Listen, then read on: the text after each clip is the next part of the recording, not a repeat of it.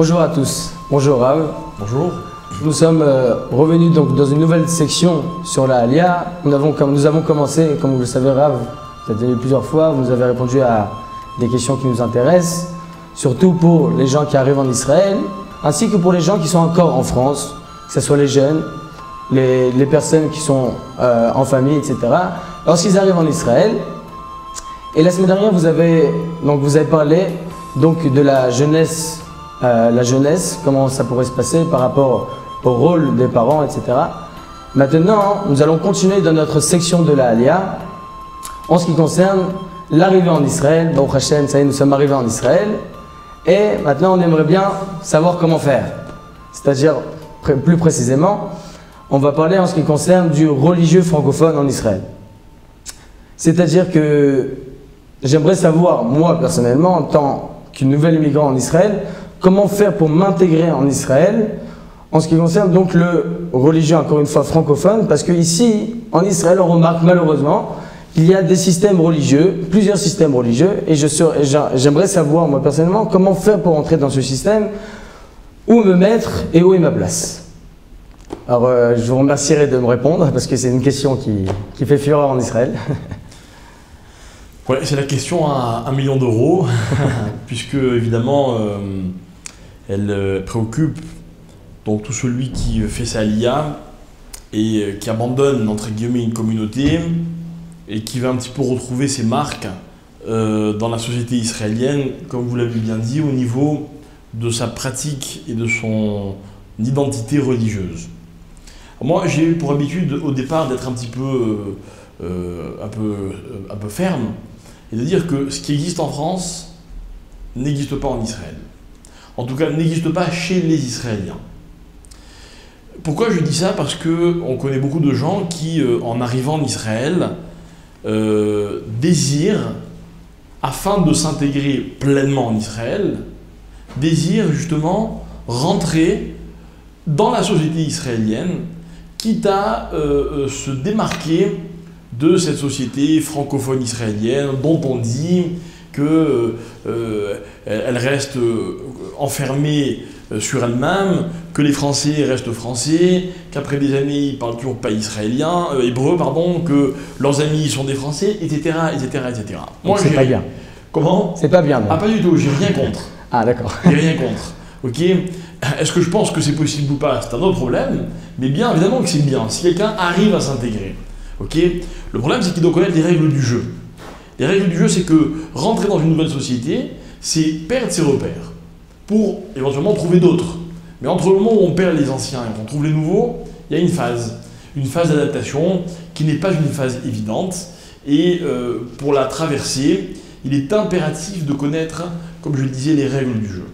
Les règles du jeu, c'est que, on l'avait dit dans une émission précédente, beaucoup de fois, beaucoup de familles s'identifiaient et étaient reconnues en France comme par exemple Haridites, et quand elles arrivent en Israël, on leur fait comprendre, ça prend un petit moment, mais un jour le message devient clair, que ici, ils ne sont pas du tout considérés comme les Haridim israéliens.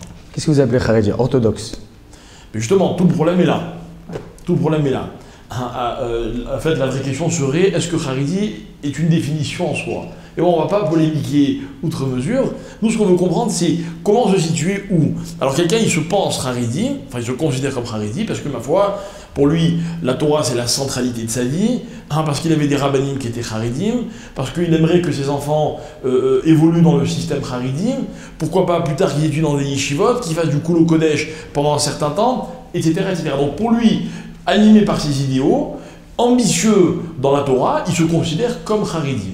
Alors, il va avoir un mode de vie qui pour lui n'est pas forcément un mode de vie qui est révélateur de ses convictions religieuses, mais qui aux yeux d'Israéliens de pure souche, qui ont une autre façon de vivre, vont le voir arriver comme quelqu'un qui ne fait pas partie de leur système à eux. Alors, et là, ça le casse. Alors voilà, le jour où il s'en rend compte, ça le casse. Ça le casse. Pourquoi ça le casse? Parce que forcément, quand on arrive dans un système qui est un petit peu fermé, c'est le but du monde Haridi en Israël, justement, c'est de se protéger. Donc lui, il veut rentrer, on va le laisser rentrer jusqu'à un certain point. Mais forcément, si on n'est pas habillé dans une famille d'origine française comme on est habillé dans une famille purement israélienne, ça va poser un problème. Hein, parce que les parents des petits-enfants israéliens vont être très vigilants quant à la fréquentation de leurs enfants. Et on peut le comprendre. Quand certaines choses sont permises, elles sont, j'allais dire même naturelles, en France, dans une maison, et que c'est pas du tout évident pour une famille israélienne charidite, bah on va pas vous envoyer, on va pas vous confier, ils vont pas vous confier leurs enfants. C'est normal. Okay, ce qui est compréhensible en tout cas. Maintenant, quand on fait sa alia et qu'on veut intégrer un système et qu'on se rend compte qu'on n'est pas accepté par le système, malheureusement, ça crée un choc qui est très difficile. Maintenant, très sincèrement, je ne crois pas que ce problème soit inhérent au système haredi. Je crois qu'il existe aussi dans les autres systèmes. Je crois que quelqu'un, justement, qui était de telle ou telle obédience dans sa communauté en France, lorsqu'il arrive en Israël et qu'il rentre dans un système, ce qu'on appelle Mizrahi, donc national religieux, là aussi il va y avoir des décalages qui vont lui poser problème. Là aussi, pour se faire accepter, il y a des conditions. C'est normal, il y a un code éthique qu'on retrouve dans chaque société. C'est pour cela, en fait, qu'un Français voudrait rester français en Israël, en d'autres termes. Parce qu'il verra cette difficulté. Alors il nous reste cette solution. Mais avant d'y arriver à cette solution, puisque on va d'abord aller dans le sens de ceux qui ne veulent pas de cette solution. Ok ? Ceux qui ne veulent pas de cette solution, je me prends à rêver comme eux, qu'à terme, au bout de quelques années, ils seront parfaitement intégrés dans la société israélienne, leurs enfants seront des vrais Israéliens, eux seront heureux, hein, parce que c'est là qu'ils ont toujours désiré vivre, et ils partagent ces idéaux qu'ils sont venus retrouver. Ok ? Il n'y a pas de problème. Mais il faut savoir que pour y arriver, il y a un long passage. On doit se faire au système dans lequel on veut rentrer. D'accord ? C'est-à-dire que si je veux rentrer dans un système orthodoxe, si le système orthodoxe il est noir et moi j'étais gris, ou s'il est blanc et moi j'étais pas tout à fait blanc, il faut que je m'intègre, il faut que je devienne comme ce système. Ok ? Et ça veut dire donc passer sur un certain nombre de choses. Ce n'est pas impossible, c'est une décision qu'il faut prendre. Et malheureusement, désolé de vous couper, mais c'est ce système-là que la personne voudrait prendre. Des fois, il pourrait y avoir des difficultés à accepter cela dans la famille même, c'est-à-dire les enfants ou la femme. C'est-à-dire on peut, nous, avoir une volonté d'avancer dans un système israélien orthodoxe, on va dire, orthodoxe, c'est-à-dire rentrer dans ce système difficile, certes, mais excellent en Israël, mais ça ne sera pas toujours accepté au milieu familial, et donc comment prendre des décisions personnelles par rapport à la famille? Bon, mais là vous posez un problème, encore une fois, qui est très général. Il est évident que quand une famille fait sa alia, si dans cette famille il y a des membres de la famille qui n'étaient pas très motivés pour l'alia, ça va poser problème. Ouais. Hein, combien d'enfants avons-nous vu arriver en Israël et ils n'avaient pas envie de venir en Israël. Ils n'avaient pas envie d'abandonner tout ce qu'ils avaient en France. À la première occasion, dès qu'ils sont devenus majeurs, ils sont partis. Eux, ces enfants-là, ont toujours eu du mal à s'intégrer, à partager cet idéal que les parents avaient. C'est pareil dans la religion. Quand une famille fait teshuva, quand une famille, les parents font teshuva, si vous avez un enfant qui est à un âge un petit peu intermédiaire et lui n'est pas motivé, bah forcément il va avoir une réaction contraire. Okay, donc évidemment, il est évident que la sagesse, l'intelligence exige que quand l'un des membres de la famille, en tout cas je parle l'un des deux parents, décide de rentrer dans un système, ce n'est réalisable qu'à condition que le reste de la famille suive et partage cet idéal. D'accord, donc là, si vous voulez, on va même pas en parler, à la limite c'est un problème d'ordre personnel qui n'est pas un problème de principe. Maintenant, donc admettons que tout le monde veuille bien rentrer dans ce système, ou que les enfants soient suffisamment jeunes pour qu'ils n'aient pas de questions eux-mêmes à se poser, etc. On rentre dans ce système-là, on accepte le système du début jusqu'à la fin. Ok ? Mais attention, il y a des dangers. Il y a des dangers parce qu'il existe des gens qui, en acceptant, vont des fois un peu trop loin. Un peu trop loin, ça veut dire qu'ils vont contre nature. Et moi, c'est là que je voudrais, si je peux me permettre, un petit peu mettre en garde. Contre nature, ça veut dire quoi? Ça veut dire que adopter un système ou être adopté par un système, ce n'est pas forcément avoir réussi à se changer soi-même. D'ailleurs, qui a dit que se changer soi-même, c'était bien? Je ne sais pas. Mais il arrive que des familles se dénaturent. Par exemple, elles sont obligées de couper avec leur propre famille.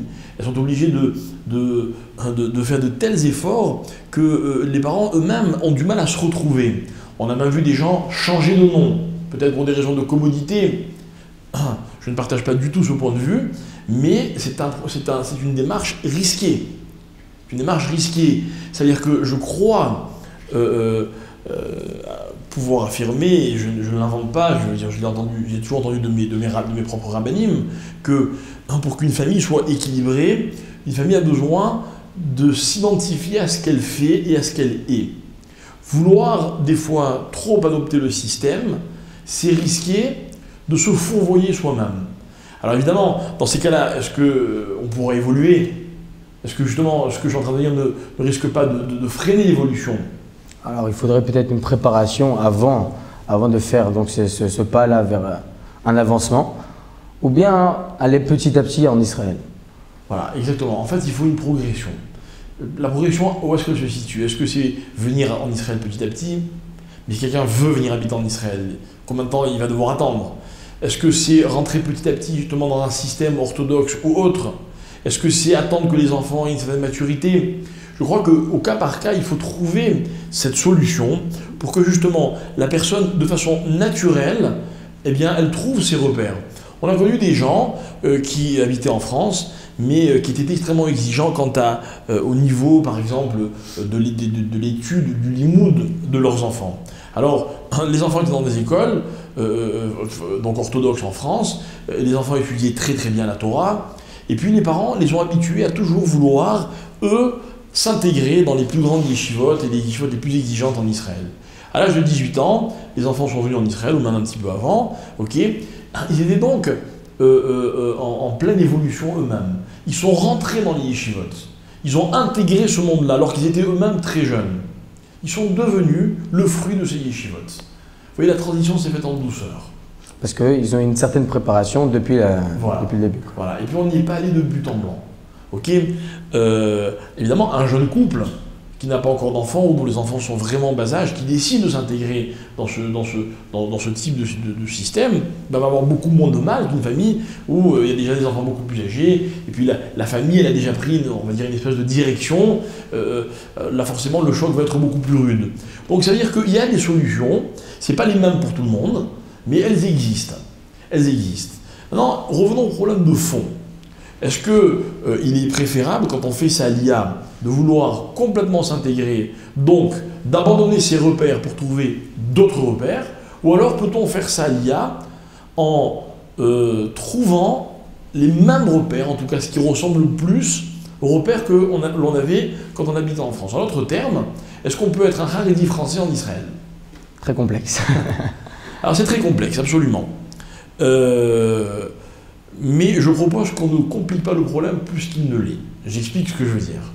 Je ne crois pas qu'il soit nécessaire, quand on veut s'intégrer en Israël, de trouver dans quel cadre je rentre le mieux et dans quel cadre je ne rentre pas, et est-ce qu'on peut m'appeler comme ceci, ou on peut m'appeler comme cela, ou est-ce que je suis obligé de me définir comme ceci, ou je suis obligé de me définir comme cela. Vous savez, moi, j'ai l'habitude, par exemple, quand on me parle de shidduchim, un jeune homme désire rencontrer une jeune fille, ou le contraire, et puis on veut savoir si l'un et l'autre peuvent convenir. Alors on pourrait demander, ils sont Haredi ou pas Haredi? Haredi français ou Haredi israélien? Ils sont ceci ou ils sont cela? Peut-être que finalement, on peut appeler les choses différemment. Si le Bachour Yeshiva étudie dans une Yeshiva, il se consacre au limoud, ok, il pense faire ça pendant plusieurs années, que la jeune fille, qu'est-ce qu'elle veut? Elle, c'est épouser quelqu'un qui va étudier la Torah parce que c'est comme ça qu'elle veut fonder son foyer. Ok, on a besoin de savoir s'il parle français mieux ou moins bien, ou si toutes sortes de détails qui n'en sont pas forcément. Vous voyez ce que je veux dire? Après, ils vont s'entendre ou ils ne vont pas s'entendre. On va voir si les éducations, elles correspondent ou elles ne correspondent pas. En d'autres termes, le terme francophone ne veut strictement rien dire. Absolument. Absolument. C'est-à-dire qu'on n'est pas Haredi français ou Haredi pas français ou Haredi israélien. Attention, c'est une proposition que je fais. Hein. Est-ce qu'elle existe ou pas? C'est pas la question que vous m'avez posée. Ok. Mais je crois que, pardon, je crois que quand quelqu'un fait sa alia et que l'alia, c'est une alia idéaliste, soit un idéal sioniste ou un idéal religieux, parce qu'une famille elle veut évoluer en Torah, ok? Je crois que c'est ça qui compte.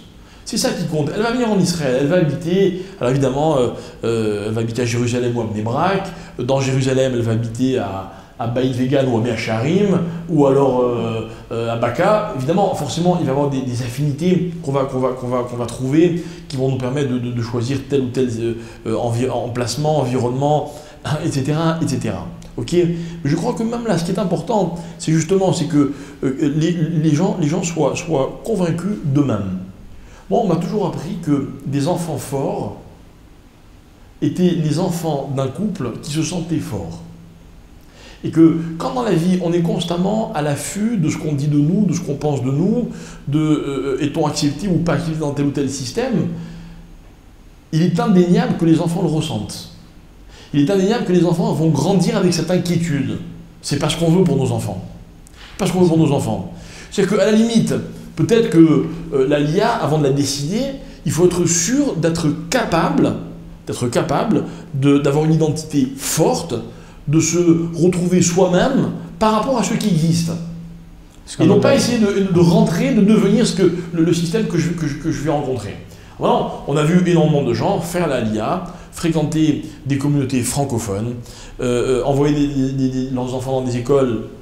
Je ne sais pas si c'est des écoles qui soient que francophones, mais en tout cas à majorité francophone. Okay, en d'autres termes, trouver des repères qui ressemblent à ce que ces gens avaient en France, okay, et qu'à ce niveau-là, ils rentrent dans un cadre qui est le leur, naturellement.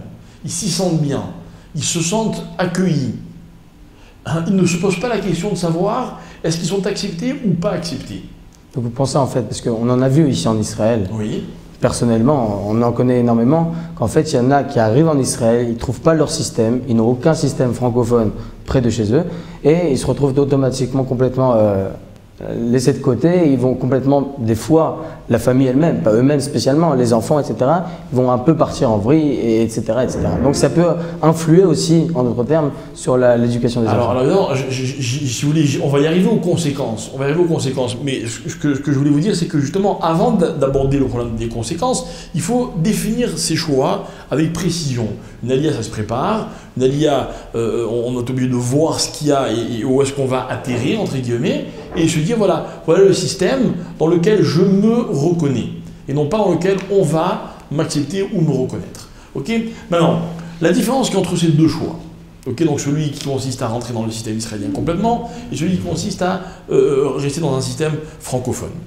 D'abord, si je peux me permettre, dans le système francophone, aujourd'hui, il y a des structures qui sont remarquables, et puis moi j'ai un exemple en tête, c'est l'exemple de ces communautés américaines qui sont installées en Israël bien avant cette alia massive qu'on a vu arriver de France. Et puis, ils sont arrivés, et moi, j'ai un mot qui me vient à l'esprit quand je pense à eux, ils sont à l'aise. Ils sont bien dans leur peau. Ils sont chez eux, quoi. Ils sont chez eux. Okay, ils ont créé leur système. Après tout, ils vivent en Israël. Ils ont les références israéliennes. Et il est clair que lorsque quelqu'un veut envoyer ses enfants dans les yeshivot, bah, forcément, si l'enfant est capable de s'intégrer dans une yeshiva israélienne, c'est là qu'il y a les meilleures références. Alors il y a une famille qui habite en Israël, qu'elle habite à Beit Vegan ou à Bnei Brak ou là où vous voulez, et qu'elle sait, cette famille, que les références c'est tel Rosh Yeshiva, tel Gadolador, tel Rav, qu'il y a sans arrêt autour de chez lui des shiurim, que là il y a une synagogue où de temps en temps il peut aller apprécier la liturgie ou l'ambiance, mais qu'il y a aussi une synagogue où il n'y a que des gens qui sont très exigeants dans la kavana d'atfila, etc. Vous voyez, il peut faire ses choix. Donc c'est-à-dire qu'il a ce que j'ai appelé des références. Okay, donc voilà l'avantage d'habiter en Eretz Israël. Mais que de l'autre côté, ils vivent en fonction de ce qu'il est. Comme je vous le disais, ces familles américaines. Ma foi, je crois qu'on a tout gagné. Parce que ce qui est important pour nous, pour nos enfants, c'est peut-être qu'on leur transmette cette ambition et cette exigence en Torah, mais surtout que ce soient des enfants équilibrés, qui soient bien dans leur peau. Je reviens au problème que vous souleviez tout à l'heure, le problème des conséquences. Alors, comme vous le dites, on voit souvent des familles qui arrivent en Israël et qui sont vraiment très motivées. Et malheureusement, au bout de quelques années, on se rend compte que leurs enfants ne suivent pas. Voilà, ne suivent pas, bravo. Okay, les enfants sont moins motivés, les enfants ne se retrouvent pas dans ces systèmes. Pourquoi? Je vais vous dire pourquoi. Quand on vit en Israël et qu'on veut rentrer dans un système, mais par exemple qu'à la maison on parle français, qu'on a des lectures françaises, qu'on a certaines ouvertures particulièrement françaises, ok? Donc forcément pour l'enfant ça crée une espèce de choc, ok? Et il va devoir faire des choix, puisque lui il voit la différence, il grandit ici, il y a des choses qu'il perçoit que les parents ne vont pas percevoir, ok? Et il va donc préférer telle ou telle chose. Mais en même temps, ce n'est pas l'ambition des parents. Donc on a donc une espèce de confrontation. Ok? Il y a aussi un autre problème. L'autre problème, c'est qu'au sein même des communautés charidites en Israël, il y a beaucoup de tensions. Il y a beaucoup de difficultés à trouver réellement son milieu.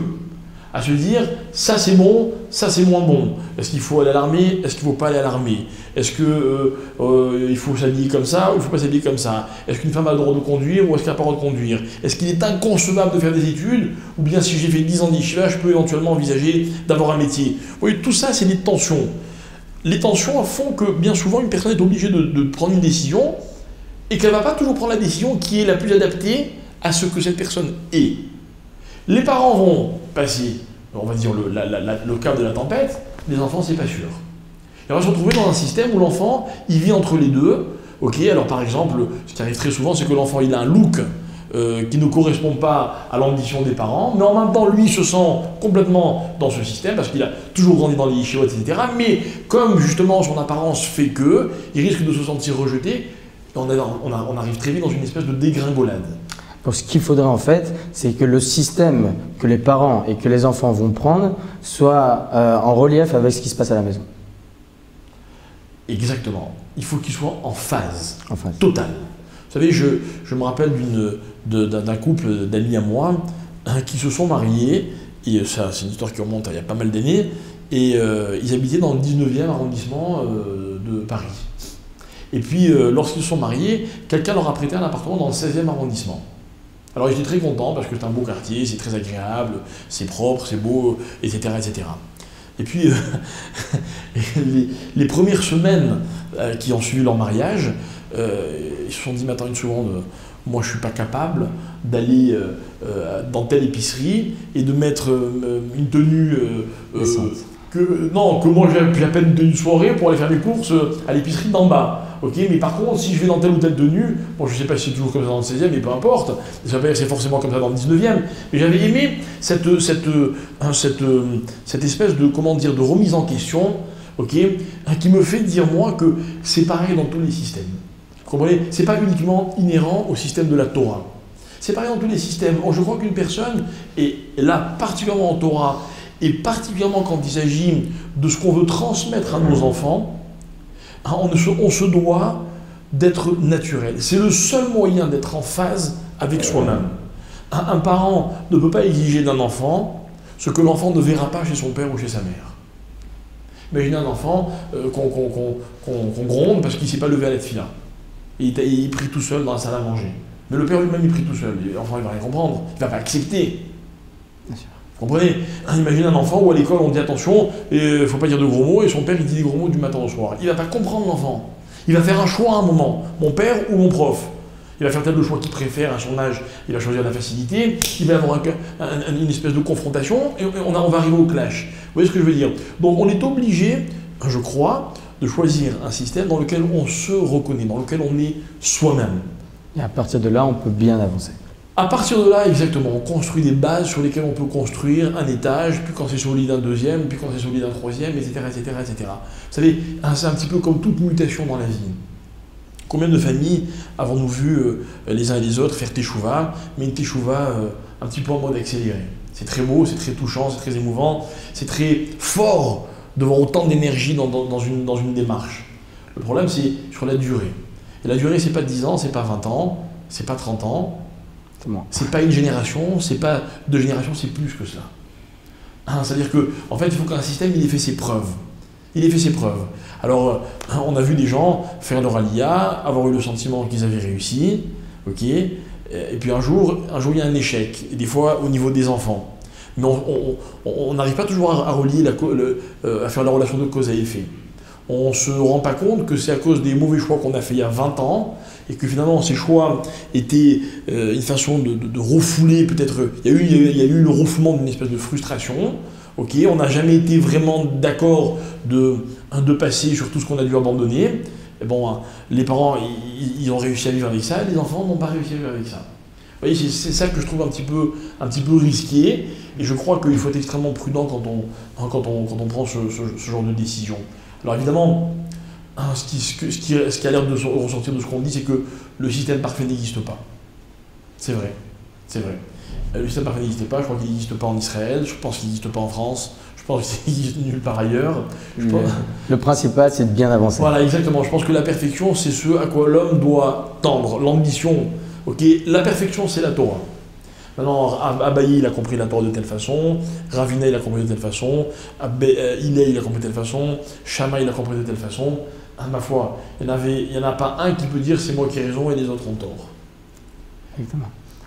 On vous remercie beaucoup, Rav, pour cet éclaircissement. En d'autres termes, donc, chacun qui veut avancer, il avance selon son Bezrat Hashem, sa possibilité. Et bien sûr, encore une fois, comme il l'a dit le Rav, comme vous avez dit Rav au début du cours, dans certains cas, il faut demander à une sommité rabbinique, certaines fois, il faut demander chacun par rapport à son cas personnel. Et donc, on espère, si Dieu veut, avec l'aide d'Akadosh Baruch Hu, qu'en fait, en montant en Israël, on fait en même temps une montée en Torah et une montée pour tout, pour que par la suite, on puisse évoluer dans tous les systèmes et dans toutes les étapes, si Dieu veut. Amen, amen. Amen. On vous remercie beaucoup, Rav, pour cet éclaircissement.